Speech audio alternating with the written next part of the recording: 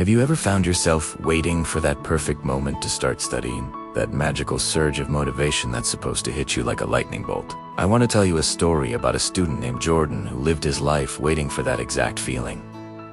Jordan was a bright student. Everyone said so, but he had a secret enemy. Procrastination. He'd stare at his textbooks, his desk piled high with assignments, and think, I'll start when I feel ready. I'll start when I'm in the zone. He'd clean his room, organize his pens, watch one more video, anything to put off the real work. Days turned into weeks, and that perfect moment never arrived. Instead, a wave of anxiety would crash over him the night before an exam. He'd pull all-nighters, cramming information into his exhausted brain, fueled by caffeine and regret. He'd pass, but just barely, always feeling like he wasn't living up to his potential. He was trapped in a cycle of waiting for motivation that never came. One afternoon, feeling particularly defeated after a mediocre test score, Jordan stayed after class to talk to his favorite teacher, Mr. Harrison. He confessed his struggle, how he wanted to do well but could never find the drive to start. Mr. Harrison listened patiently, a knowing smile on his face. He didn't offer a complicated study plan or a lecture on discipline. Instead, he shared something incredibly simple. Jordan, he said, I want you to forget about motivation. Forget about studying for 3 hours. Forget about finishing the whole chapter. Just promise me this.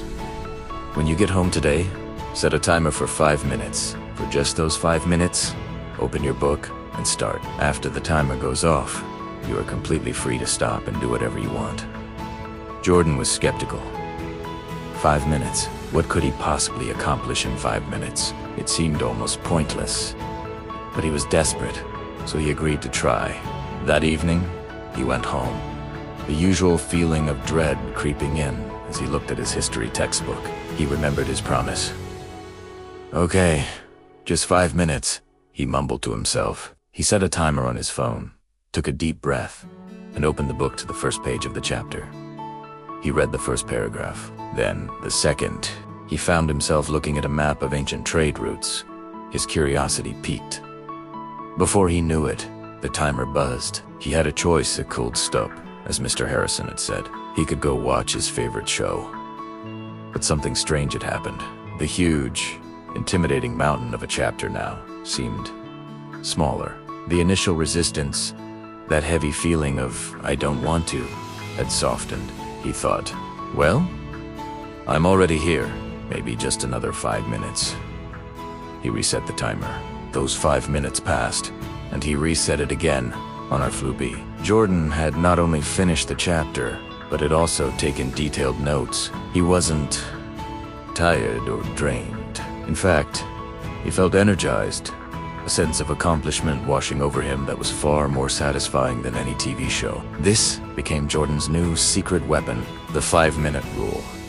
Every time he felt overwhelmed or unmotivated, he'd just commit to 5 minutes. Some days, that's all he did. But most days, those 5 minutes would stretch into 10, then 30, then an hour or more. He was tapping into a powerful psychological principle. The hardest part of any task is starting. Our brains often build up a task to be much more difficult and painful than it actually is. By committing to just 5 minutes, Jordan was tricking his brain. He was lowering the barrier to entry so much that there was no reason to say no. What Jordan discovered was a true secret to motivation. We have it all backward. We think we need motivation to take action. But the truth is, action creates motivation. It's a positive feedback loop. Taking that first small step generates a small feeling of success, which in turn fuels your desire to take the next step. It's like pushing a giant, heavy flywheel. The first push is incredibly difficult. It barely moves, but you push again, and it budges a little more. You keep pushing, and slowly, it starts to build momentum. Soon, the flywheel is spinning on its own, and it takes very little effort to keep it going. Your study sessions are that flywheel. Those first 5 minutes are the initial, difficult push. Over the semester, Jordan's grades transformed. He was no longer the student who scraped by. He was the one answering questions in class, feeling confident and prepared. He wasn't just memorizing facts. He was understanding concepts deeply because he was studying consistently, not in frantic, last-minute bursts. His anxiety around exams vanished, replaced by a quiet confidence. The 5-minute rule had done more than just improve his grades. It had changed his relationship with work and his belief in himself. He learned that progress isn't about giant leaps. It's about small, consistent steps taken every single day. So, what about you? Are you waiting for motivation? Are you staring at a task that feels too big, too overwhelming? I challenge you to try the 5-minute rule.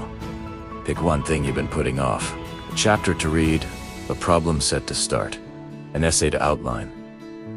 Don't think about finishing it. Don't think about making it perfect. Just commit to starting for 5 minutes.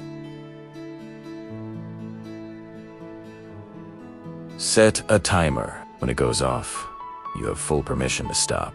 But you might just find, like Jordan did, that you don't want to. You might find that you've already overcome the biggest hurdle, the beginning. This simple idea can apply to anything in life, not just studying, learning an instrument, starting a fitness routine, writing a book. Every great achievement is built on a foundation of small, seemingly insignificant starts. Don't underestimate the power of showing up for just 5 minutes. That small act of starting is a vote for the person you want to become. It's a signal to yourself that you are capable of making progress. Momentum is your greatest ally. Let action be your motivation. Start small, start now, and watch how everything begins to change. Thanks for watching. Remember, the journey to becoming your best self starts with a single step. If this story resonated with you, please like, subscribe, and share it with someone who might need to hear it. See you in the next video.